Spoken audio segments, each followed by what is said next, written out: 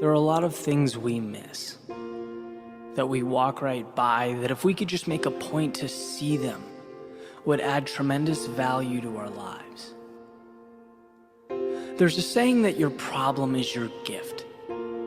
The situations that knock us down or push us back are the same situations that had the potential to move us forward, had we only looked at them a little differently.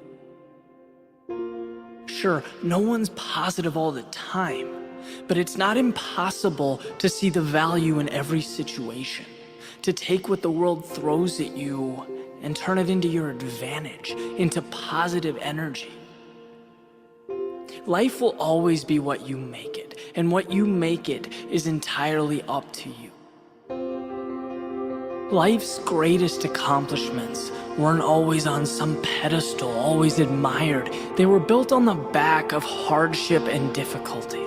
They were carved out of doubt and transformed from negativity. They were turned from a loss to a gain, from the unexpected into an asset. Look, the right perspective has the ability to transform all things. When you are the one who defines your own reality, can you really afford to live your life with your eyes closed?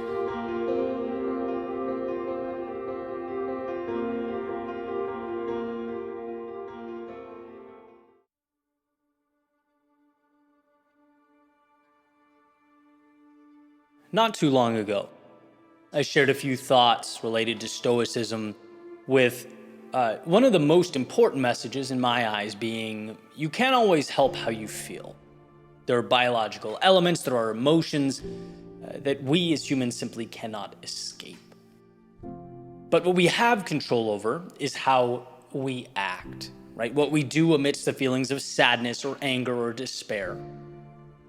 Well, as it happens, fate brought me face to face with that lesson once again. And one of the most interesting aspects of life is that the lessons often have to be relearned, right? As the context around us changes, we are forced to draw from that well, to take what we knew and transform it and level up. And so, quick story. 2 weeks ago, my Facebook account was hacked, which happens to a lot of people. It's not uncommon, and to be honest, I'd never really thought much about it. But I'm sitting there and I start getting these emails coming in, right? Telling me my phone number's changed, my email address has changed, my username's changed. All this stuff is changing. I'm like, what's going on? And before I could do anything, I go to look and realize I'm locked out of the account, right? Then I go from my personal page to my business page, where I share thoughts like these episodes, videos, writings, and basically, stuff I've been working on for years, and I realize I'm locked out of there as well. So whoever has the account is now operating it, and for whatever reason, posting like spammy images and videos, replying to people pretending to be me. And there's just nothing I could do, right? I'm just locked out watching this happen. And when I say I felt angry, it's probably an understatement. I was surprised at how furious I was. It was a rage that I wouldn't have anticipated in a million years. I could not help it. And, maybe it was vulnerability, right? That feeling of helplessness that some stranger had access to, around 100,000 people that trust me. They had no idea what was happening, right? Or maybe it was anger at whoever it was doing this.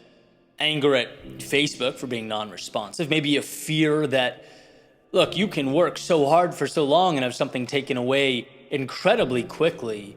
Whatever it was, I was distraught for like 3 hours. And eventually I calmed down a little bit. And I remember just sitting there being so disappointed in my reaction, right? I hated that I felt the way I did, because leaders, and that's what I consider myself, that's what I aim to be in the world, they have to be more composed than I was, period. I thought about that story about the ship at sea. that was trapped amidst the storm, where everyone was terrified the ship's going to sink. People were pale, just frantic, screaming, except for the professor, who, although he felt the same fear and was overcome by the same biological characteristics, he was not crying out, indicating that, emotions often can't be avoided, but the response is what carries the weight. And I just think it was a great lesson for me, because for a quick period of time, I definitely, using the same metaphor, cried out, right? And if that intrusion on my work and privacy was a ship amidst the storm, it's okay that I felt the way I did, but now we have to work on the reaction. And by the way, I've gotten plenty of opportunity to, right? The account's still hacked, there's still weird posts going out under my name, but I manage it way differently. There's a calmness that I've managed to acquire and maintain. We're done complaining about problems here. We're looking for solutions amidst what we can control and letting go of what we cannot. Look, I know it's a cliche that our most important lessons come from our moments of duress, but this is exactly what I believe that phrase refers to, right? You need to be hardened by the adversity to change yourself.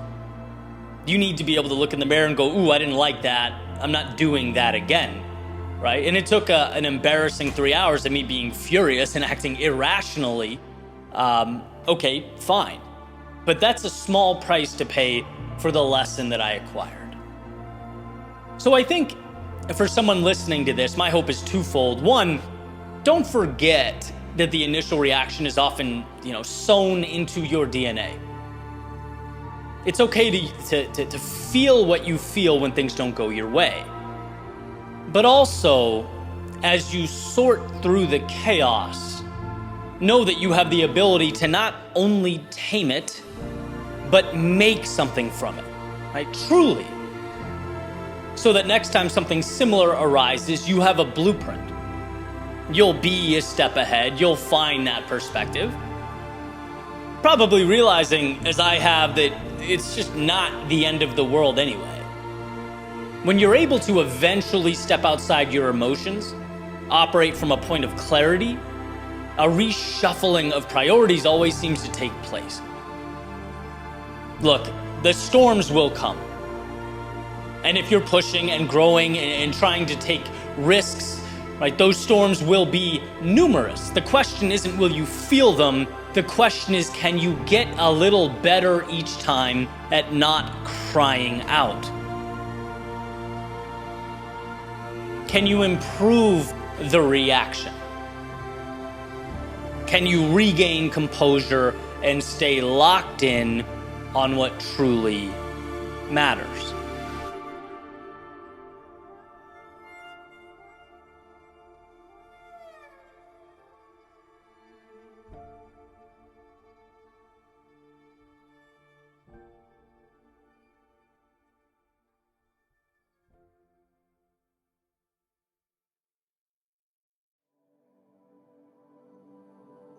One of the more powerful realizations I've had, both in business and life overall, is that what we do to win today and what we do to position ourselves to win tomorrow, they're often very different things.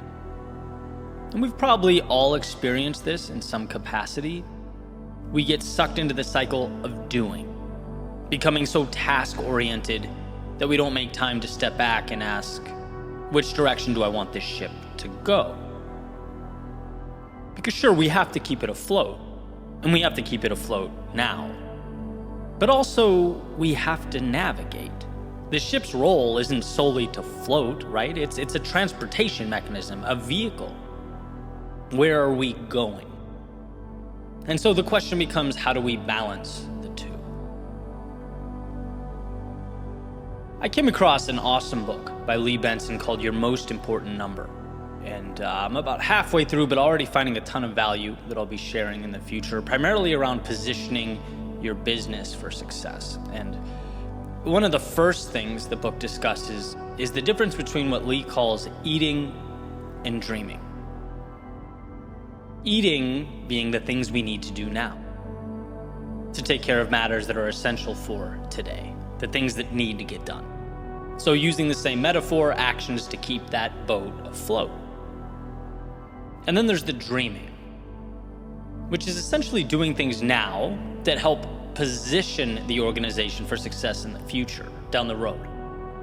It's asking, what can I do today that will ensure we are winning tomorrow? So boat metaphor, it's planning for storms that may arise later in the journey. It's analyzing the best destinations and charting the course. And here's what really struck me. Lee suggests, based on his consulting, that ideally leaders should be, I believe the number was 80% dreaming and 20% eating. So yeah, doing what has to be done today, obviously, but largely focused on positioning the organization and themselves for success in the days to come. And what he's found is that very often out in the world, that ratio is flipped. People are so consumed by the day-to-day that the future takes a back seat to the nuance and the quote-unquote putting out fires of the present moment. We're spending 80% of our time eating. Now, like most things, this is not one size fits all. Say frontline manager at a factory is not going to be 80% dreaming and 20% eating. Their task requirements are different. But the point remains, it's imperative that we, in some capacity, utilize our resources now to look ahead. I don't know if I've ever told this story, but I always joke around with my brother about it. When we were kids in Southern California, we'd have these basically battles on the beach, right? Where we'd go down to the hard sand right in front of the water, and we'd each build these little wall/fort type things, maybe 20 feet apart from each other. This is like emulating World War I type stuff. And then we'd make cannonballs out of sand and just throw the sand at each other, right? So in a way, this is a perfect metaphor because we would always be juggling, on one hand, building the fort that would protect us from the other person, so dreaming. And then on the other hand, I mean, those things hurt, right? We'd have to, in real time, be dodging incoming sand simultaneously to building that wall, right? So, the eating. And he's a bit younger than me, so admittedly, this wasn't really fair. But regardless, he would get so consumed with throwing sand that his wall would be really cheaply made. At the beginning, I'd be trying to make this really solid base foundation, and he would just be pelting me with this stuff, and it was brutal. But as time went on, I'd build that wall higher and higher. Eventually, it would be lights out for him. He'd have nothing to hide behind. The young buck was doing, let's say, way less than 80% dreaming. And so I'm no longer building castles in the sand.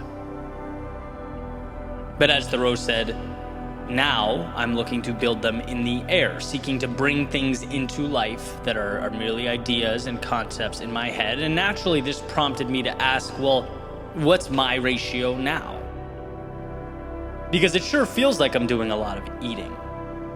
It sure feels like I spend a lot of time every day, dodging Mikey P's incoming sand cannonballs, right? Things are going to be different tomorrow than they are today. And to truly win, we need to be asking ourselves, how do we build that bridge from the present to the future? How do we lay out stepping stones that will allow an evolution in what we're doing? And I'm thinking, if my day's 95% consumed with eating type tasks, then I need to figure things out here, right? Is it automate? Is it eliminate? Is it delegate? It's something, because the ship needs to be more effectively captained. And I love these epiphanies. Just a change in mindset that can completely redirect one's entire trajectory. And it's funny, I was having a conversation earlier today with a friend about scaling and impact and growth. Another person I love to throw ideas back and forth to. And he asked me, well, Eddie, what are some of the ways your world within could make money? And I was like, oh, it's easy, right? And so I laid it all out in great detail, the ins and outs, and he says, that's awesome. But That's not the question I asked you. You answered a different question. You answered, how is the business making money now? I asked, how can it make money in the future? Boom, another epiphany. One of those instances where you catch yourself thinking small. And this isn't a knock on the work I'm doing now or the systems in place now. They're great now, but again, now isn't forever. If you have plans to add more value and create more impact, build more things, that has to be baked into your time and resource allocation. We all have to eat because we don't want to starve, but we also have to dream. Because if we're unable to look ahead, we simply will not be equipped to handle the turbulence of tomorrow, right? There's a duality to this game. And I think the ratio with which we're juggling the two deserves consistent attention and examination. Now, yeah, life is seasonal. There are times where keeping that ship afloat takes everything we have. But it's understanding that that is a season and not the way things are. Dreaming allows us to start moving in the right direction, even if it's one small step at a time. Building today piece by piece, something we can stand on tomorrow, a staircase to the version 2.0 and 3.0 and 4.0. The future depends on what we do today, and so we must create space for that seed to grow. We must chart the course and captain the ship to the next horizon.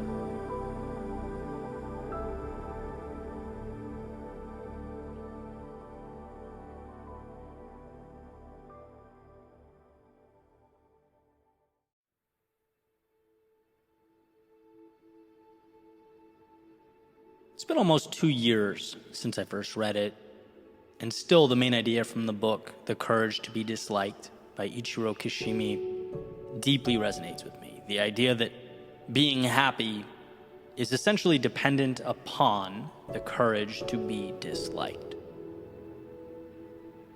And at first, it might not seem like the two, would ever be related. Happiness and being disliked, an odd pair. Maybe even seemingly counterintuitive. Until you realize that happiness comes from such a personal, authentic place that allowing the expectations of others to chart your course means that you'd probably never arrive there.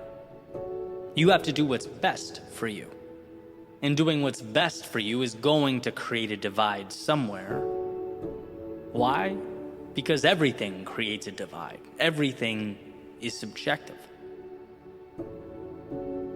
I knew I wanted to dive into this topic, but wasn't sure the best way to do it. So the other morning, I was trying to think of like an objective truth, something that no one could disagree with. I was sitting on my balcony and pointed up towards the sky. Thought, let's start there. Simple as it gets. Hard to refute that, right? I am pointing up. Then I remembered we're floating on a globe, a giant sphere. There is no up. Up is perspective. Everything is perspective.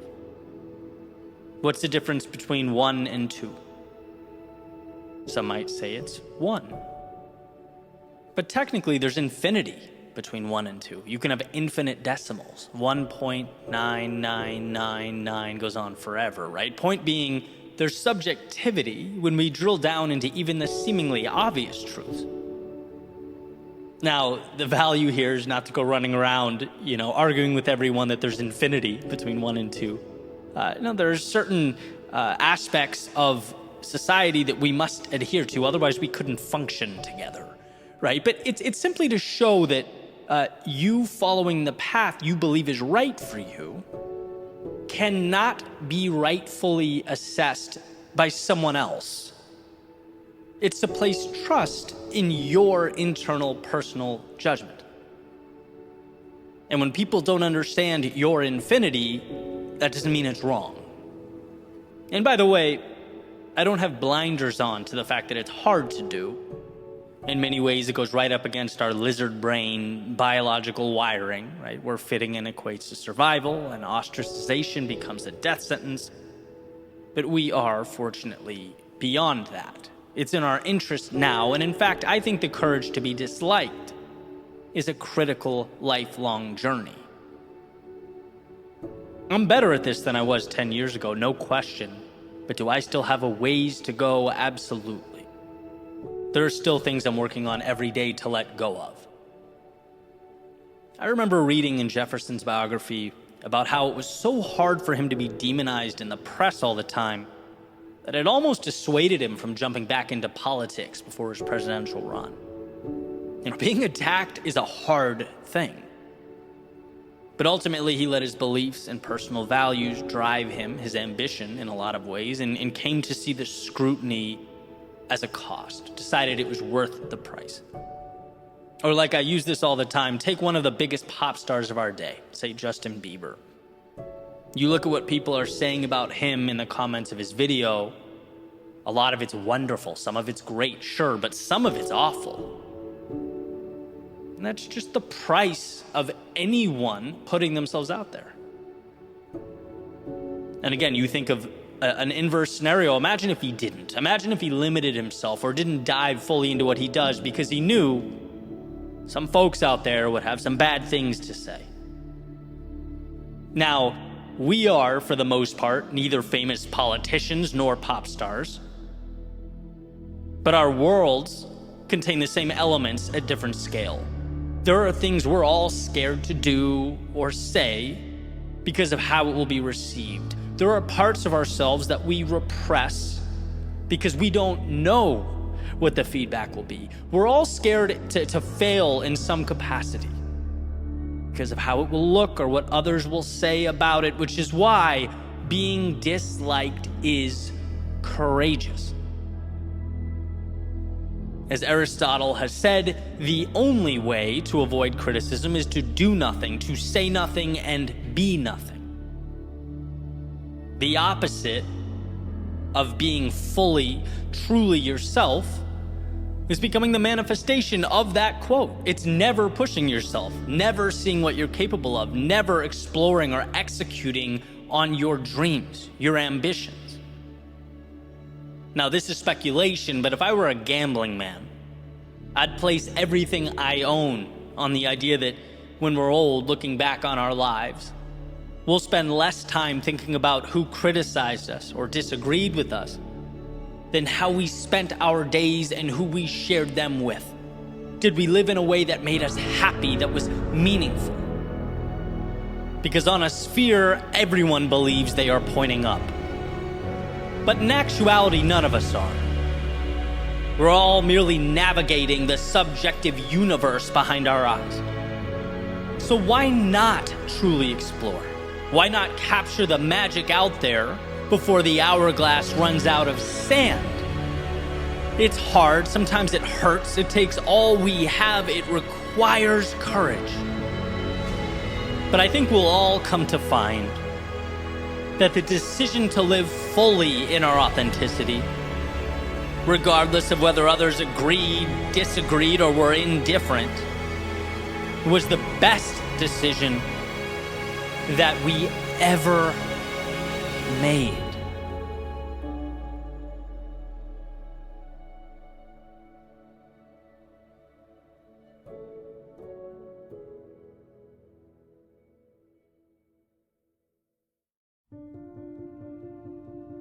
Today is not an obligation.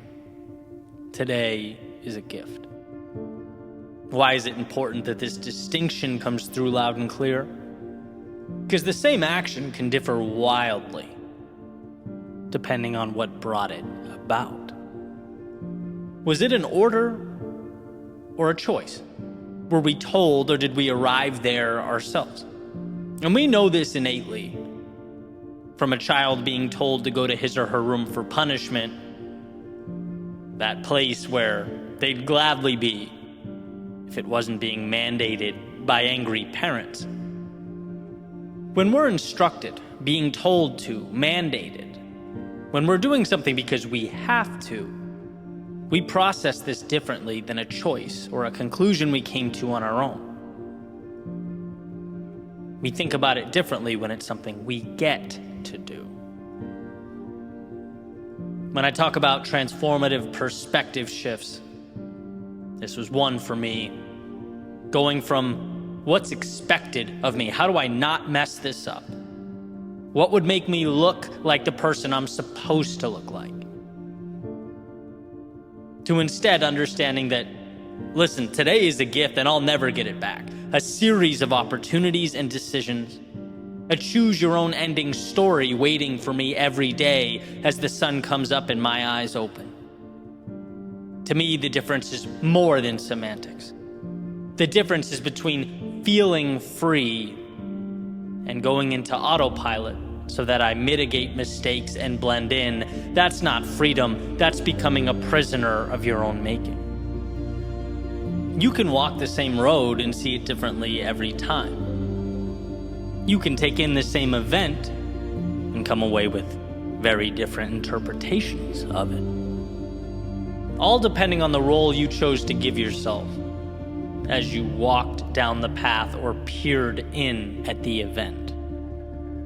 Were you the hero in the story or an extra? Someone who capitalizes on all to be gained, or someone who hides from the fear that they might misstep? Obligations are about minimizing risk and doing what is merely required. An opportunity, on the other hand, asks, what more could you do with what you have? How could you take what you love and multiply it? How could you capture your inspiration and delve further into it? The one living out of obligation will always find the problems and the negative. But the one who knows they have in their midst the greatest winning lottery ticket of all time, well, they'd be foolish not to cash it in. And so look, you might be going through some problems, as we all do. You might have your challenges and your struggles. They're unavoidable. But these are part of a greater narrative. They're what will build you up and push you forward as you move deeper into the miracle that is your life. And that's the difference. The first step in being able to capture the opportunity is understanding that you are living in one. Life is not obligatory, it is a giant get to. And when you realize that, you are truly free.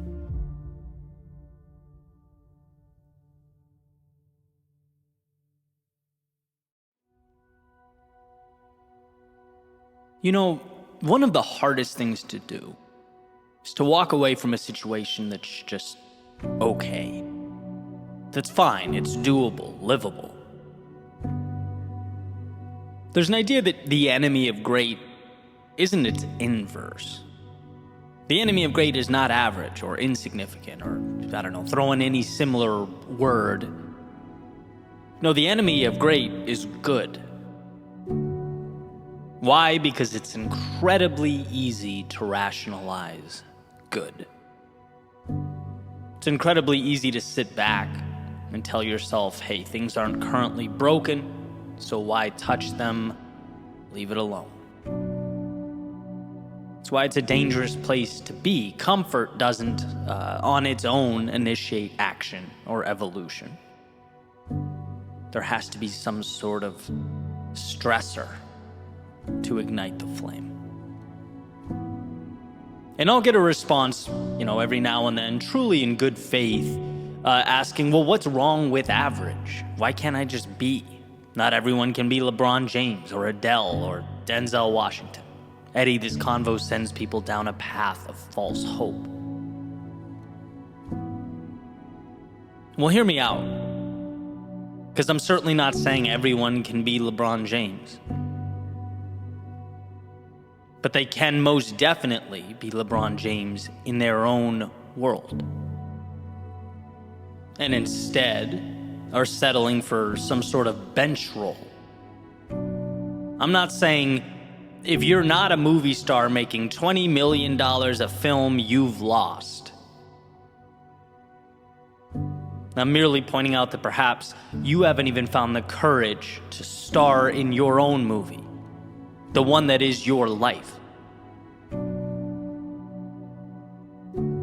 And I can't speak for every human being on the planet here, but I most certainly can speak for myself. The easiest thing for me, the temptation I always find myself grappling with, is the temptation to stay where I am. To accept things as they are, pass change off as something that's just a little bit out of my control. That's what my lizard brain always seems to want. It's really nice to not have to feel the burden of knowing I can change things around me. Right? That prospect of creating my own friction, my own chaos, so that I can, in a sense, tame it and elevate myself. That can be overwhelming. That's stressful. But you know what it is at the end of the day? It's thrilling. It's meaningful. And it may have taken me years to understand, but I'd trade a safe life for a meaningful one any day. It was my coming to understand that statistically, we should not be here. The odds are so small that you're alive listening to this, that the word improbability doesn't do it justice.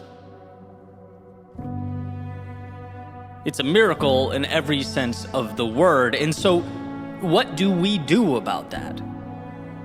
How do you explain a feeling? How do you explain the cost of not going? Of fewer sunrises, less laughter, untapped creativity, unwalked paths, journeys never started?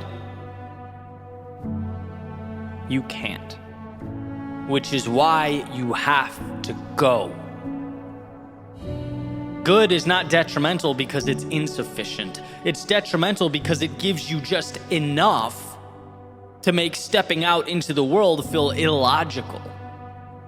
It's a warm blanket keeping you comfortable enough to forfeit that feeling you truly crave. And I hope it's clear, my take in this is not that we aren't enough. It's that we have to be reminded that our biological compass points towards survival. And survival is a game of stagnation. Our souls, on the other hand, they need to run. To seek out the magnificence of life. And the more times we can be tapped on the shoulder and reminded of this, the better. See, I don't dream of new horizons because I'm ungrateful. I've learned to chase them down because I'm so grateful that I refuse to forfeit the gift. To leave my curiosity packaged and confined, I want to bask in life's abundance before my time here is up. And that's just it. That's the whole point. The friction between the knowing and the doing. Making that happen, physically bringing yourself there. It's not an easy thing. Certainly not as easy as putting your feet up and rationalizing the status quo. It's why I listen to voices that inspire me, read stories that teach me, I talk to people who lift me up. Going is harder than staying. But meaning resides in the going. So no, it's not about being LeBron James. It's about getting off the bench and at least shooting a shot. Whatever a shot means to you wherever you are. Because if you don't, you'll never experience the thrill of having made one, of having felt that success. It's not about what you're doing, it's about what you're leaving on the table. Is average terrible? I don't know. Is a Ferrari never taken out of its garage terrible? Not really, it's still a Ferrari, but it won't experience the very thing that Ferrari was designed to experience.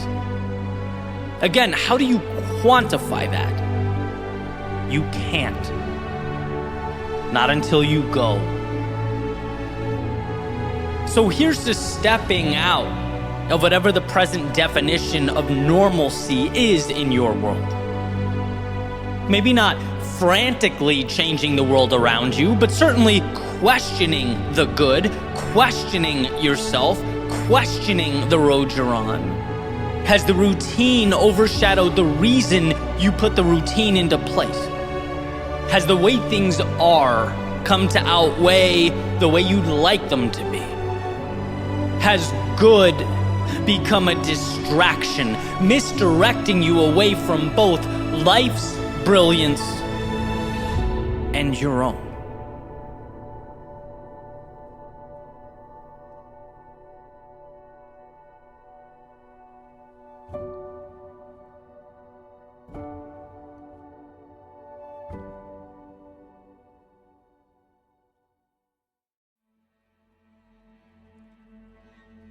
There will be no surrender. No, not in this lifetime. There will be knowledge picked up along the way, I have no doubt. There will be adaptation. There will be adjustments made. But there will be no surrender. And look, should life require change, I will evolve. Should it demand growth, I will rise to the occasion. Should suffering be entangled in my pursuit, I will weather that storm. But these things, they will not be the end of me. No, they are little beginnings. The consistent rebirth attached to one who refuses to back down. Because look, I may not be the most talented. I may not be the best suited or best equipped to break through. I may not be the most knowledgeable, but I will always have enough. Enough in the face of danger, standing in the shadow of adversity to take one step forward. To transform the chaos into triumph. One courageous yes at a time. There will be no surrender here. Not now, not today, not in this lifetime. I will find a way through. When night is dark, when the road is long, when the path so lonely that the world speaks not a sound, I will find a way. And sure, there may be frustration, maybe even fear, but there will, because of an undying self-belief, be no surrender.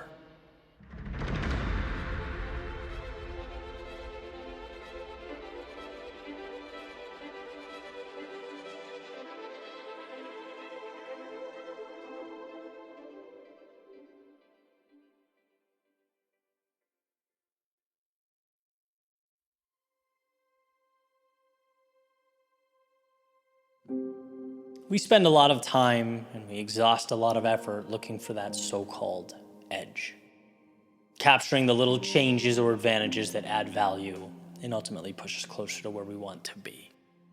Right? These so-called life hacks are everywhere, from you name it, reshuffling daily tasks to activities, exercises that enhance our performance, food, supplements, apps.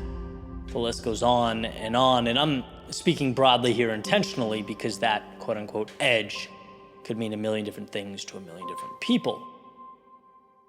Obviously, tremendous value there in finding ways to become better, faster, and stronger. But why this topic excites me and what I'm specifically looking forward to exploring is what I believe to be the most important advantage there is. And that's consistency. Consistency, the unsexy, unremarkable answer, right? But you can always distill everything else down into that simple art of showing up, being there every day. To me, that begins it all. That will always be the foundation we build everything on. Over time, it becomes the reason you win or you lose. And I believe that wholeheartedly. Like, nothing matters if you aren't locked in and repeatedly making the daily effort. No pill is going to make you a starting point guard or a stellar performer at work or, an amazing parent. That's dedicated, concentrated, consistent effort. A metaphor I like that demonstrates this process to me is trying to get fit, right? Whether you run or go to the gym, whatever it is, it's much easier to stay home and take creatine, protein, supplements than to actually show up to the gym every day, than to actually put in the miles every day, right? But without showing up, all that other stuff is meaningless. And that's the heart of what I'm getting at. Right? It's the lifting that's transformative. Everything else is supplemental. It's even in the term, right? Supplements. Now, is this obvious? Sure. But man, do we forget the obvious, and there is a hefty price for doing so. It's like, yeah, we should look for advantages along the way. And this becomes more and more relevant, the longer we've been immersed in the process. Those little details mean more and more, but they never mean more than having a goal and committing to it every single day. Never forget that. Showing up is power. There's a few quotes I like by James Clear, who's considered by many to be an expert on habit building, that hammer down on the power of consistency. And, he says, improving by 1% isn't particularly notable. Sometimes it isn't even noticeable, but it can be far more meaningful, especially in the long run.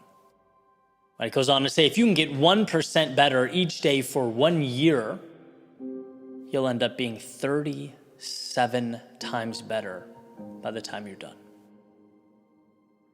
And I think that's what gets me, right? That line, 1% better every day means 37 times better in a year. Nothing can replicate that. There are no shortcuts to arrive at that type of progress or growth. None. And sure, the environment can change. There are times where the landscape shifts right under your feet. You have to reach further outside your comfort zone than you ever have. But that's still a product of your commitment to improve every single day. The context changes, the details change, but you still show up. 1% is essentially a rhythm. It's automated. It says, just like breathing air and drinking water, this is what I do. $1 in the bank every day. What you're doing is giving life to a compound effect that will change everything. In my world, my showing up is every day, how do I become a little bit better at storytelling? How do I refine that intersection of personal development and entertainment so that, we can enjoy and get the most out of the journey? How do I make this brand matter a little more, mean a little more, be a little more effective? That's my Super Bowl every day. And funny story, I was driving this morning, listening to a podcast about AI. Right? Everyone seems to be talking about AI right now, and for good reason. I heard one of the guests say that in 10 years, there will be 2 types of businesses.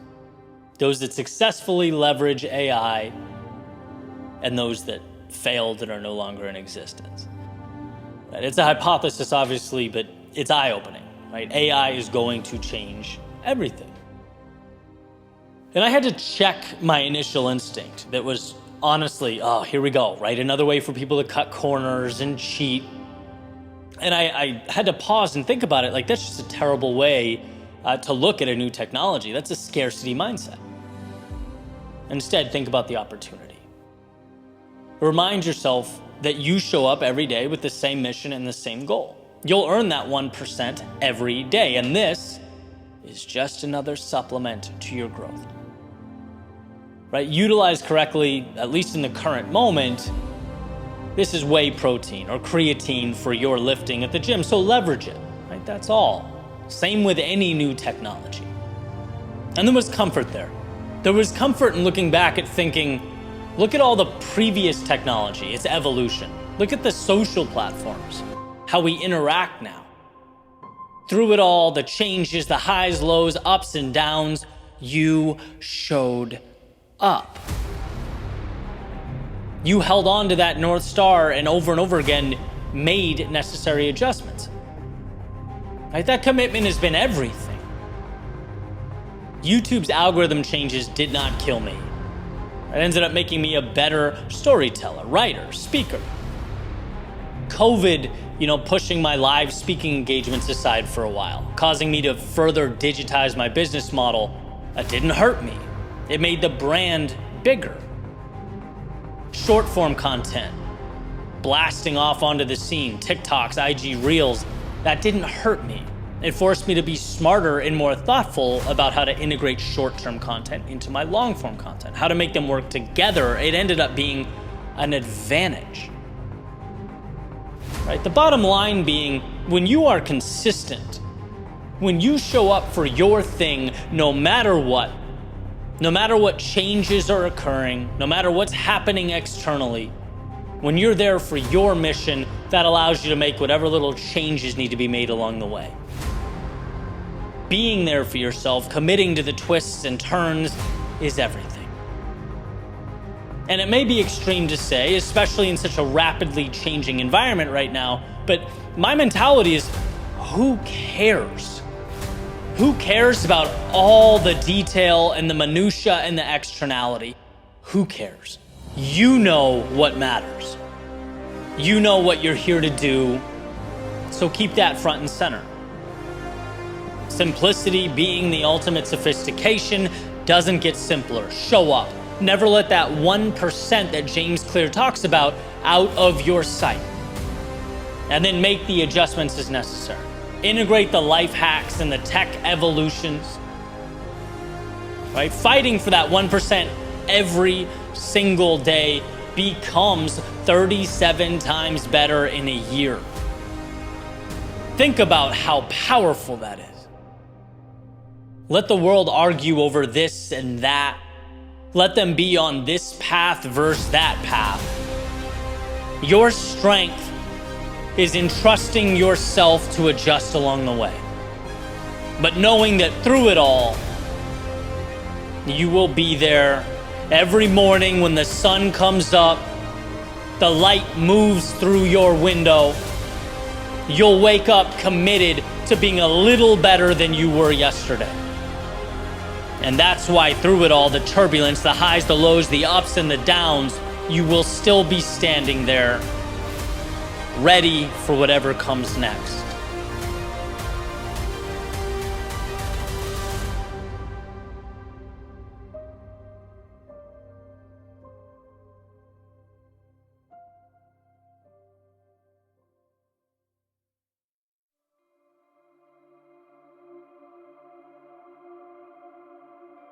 One day, it will all make sense. As one Steve Jobs said during a Stanford commencement speech, you can't connect the dots looking forward. You can only connect them looking backward. So you have to trust that the dots will somehow connect in your future. Your job isn't to know, but to trust that someday you will. It's to have the courage to paint in real time a portrait that will be ever evolving.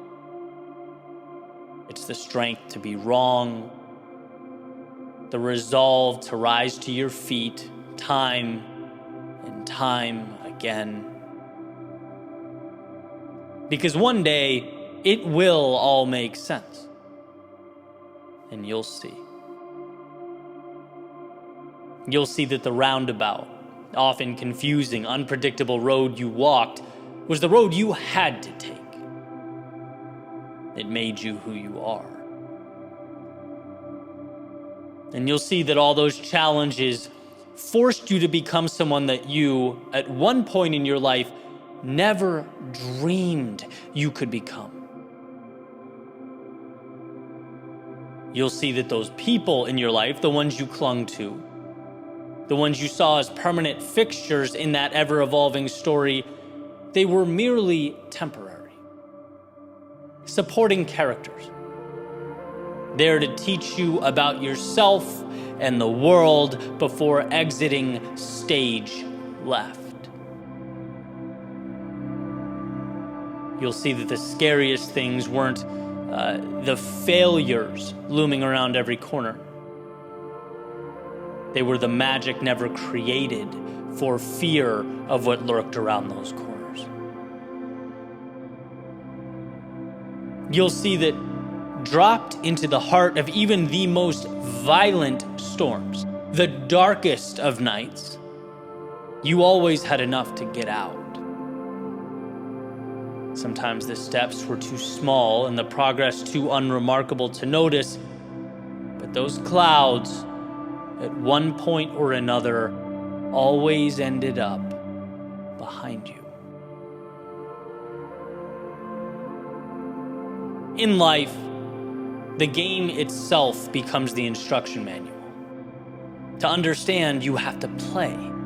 To learn, you have to go. Therefore, a life well lived can't be about having all the answers. You're crafting them with every step you take. It's about trust, it's about belief. Not in a defined trail, but in your ability to blaze your own. I encourage you, as you navigate the day-to-day unknowns, to remember how strong you are. When you're frustrated at the hand you've been dealt, when you're hurt, when you're saddened by something that's transpired,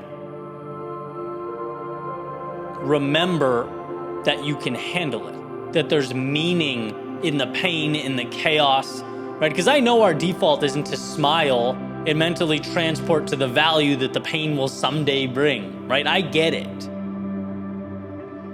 But you have to know that you can, one, make it through the chaos, and know that, two, there will be a point in your future when you look over your shoulder and appreciate the turbulence you endured. You'll be grateful because of the beauty, the meaning, and the happiness it ultimately brought to fruition. That's what makes life worth living. You'll be grateful for the struggle because it empowered you to push further into life. It taught you to not only endure, but to find meaning in suffering. To ultimately create something beautiful out of the very thing you wanted to run away from, but didn't. See, life is not all one thing. It's an oscillating wave of circumstances.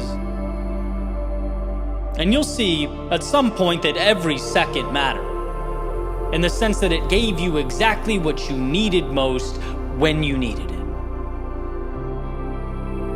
So trust that the road will be unpredictable, because that's exactly what the road will be. But also trust yourself to be someone who navigates the foreign waters ahead. Someone who points the compass straight towards the horizon. Because regardless of the world around you, that's exactly who you are.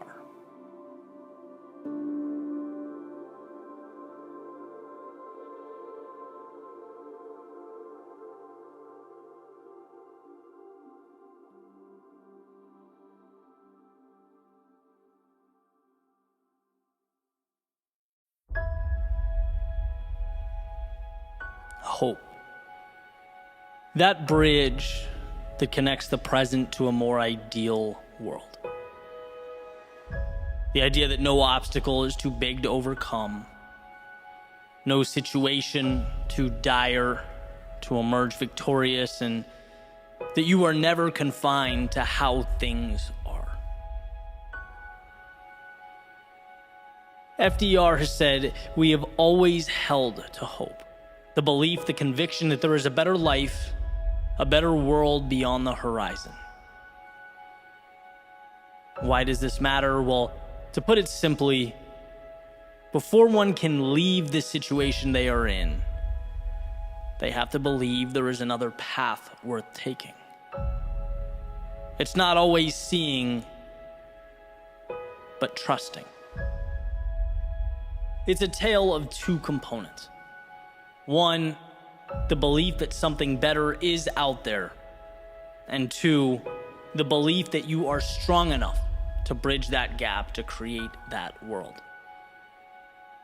So let's start with number one.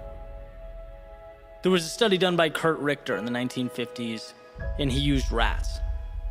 And it was kind of a gruesome experiment, but definitely worth talking about because the takeaway is incredible, right? And I kind of cherry-picked the relevant parts of the experiment. Basically, he wanted to delve into the role that hope plays in our lives.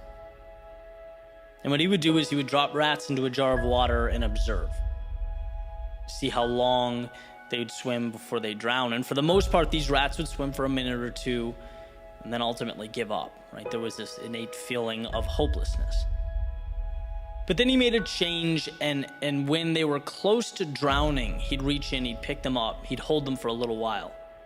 And then he'd place them back in the water, and the results between the two groups were night and day. The rats saw in the second group that it wasn't over. Right? And when they were placed back in the water, they had a reason to continue swimming, and they did. Some of them did for hours. The only difference being that they had hope. They saw there was more. And I don't think that's too different from us. The situation may be different, but the rules generally apply, right? So much of conceding or giving up in life, accepting an existence that falls short of our ideals, it's when we don't believe in something more. We stop swimming. We don't give ourselves a chance, right? So instead of creating bridges to walk on, we make walls that lock us in. Hope is knowing all pain, all discomfort is temporary. And the second component is belief in yourself. Belief in yourself to traverse that space between current and the ideal. It's self-empowerment. You can be the difference maker in your life and others.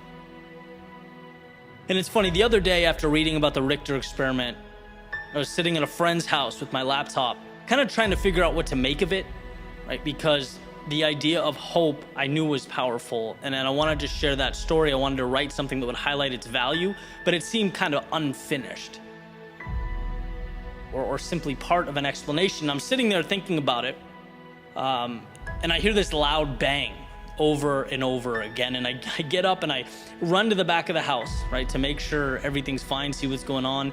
And my friend's standing there with goggles on, this grin on his face and a sledgehammer, and a huge hole in the wall in front of him. And I'm like, dude, what are you doing? You just knocked your wall down. And he goes, yeah, I wanted to make another closet. His family's growing, he needs more space, and he just took it upon himself to make that happen. And I just looked at him and walked back out, started walking to the living room, and it hit me. And this is a component of hope. Seeing what's not there and doing something about it, right? If the swimming experiment is step one, this has to be step two, in real time. Step one, believing, seeing something more. Step two, taking action to change it now. Buying into the fact that you have the power to change your own world. And it's funny because any house or room I've ever lived in, my thoughts always, you look around and this is it, right? This is the situation. This is what's being given to me. How do I make the most of it? How do I play within these parameters? Not, okay, this is fine, but it could be better, by smashing down the wall in the back over there, creating something new.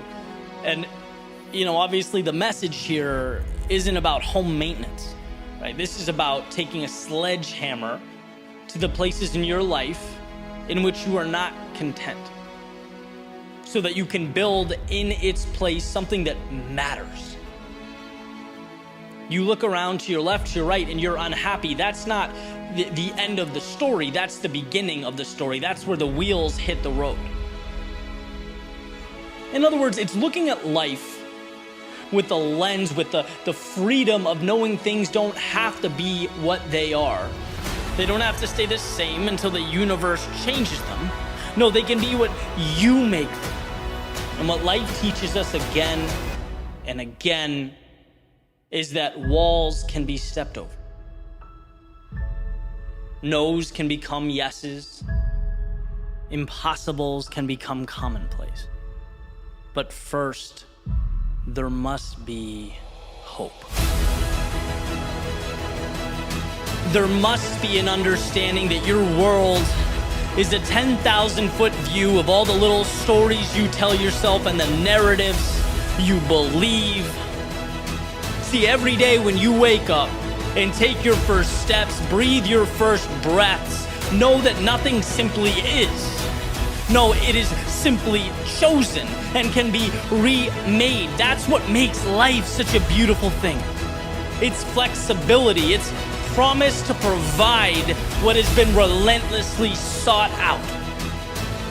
So remember, it's when you can't find your answer, when the odds look grim, when the rest of the world tells you no, that you most need hope. Hope, the power, the strength to look within yourself and remember that one life can change and two, you can change it. Armed with this understanding, nothing is impossible. When others fail to see the answer, the light in themselves, in the situation, you become the reminder that light is internally manufactured. We aren't given answers so that we may believe them. We are given the opportunity to believe, and thus we create that ending we hope to pursue. And without this, life is nothing more than a permanent status quo. It's holding our hands to the sky and receiving what life chooses to provide. But that's not why you're here. It's not why you woke up today. Not to accept, but to create. To find hope in the tragedy and the hardship, and to find within yourself the strength to move forward with whatever you decide comes next.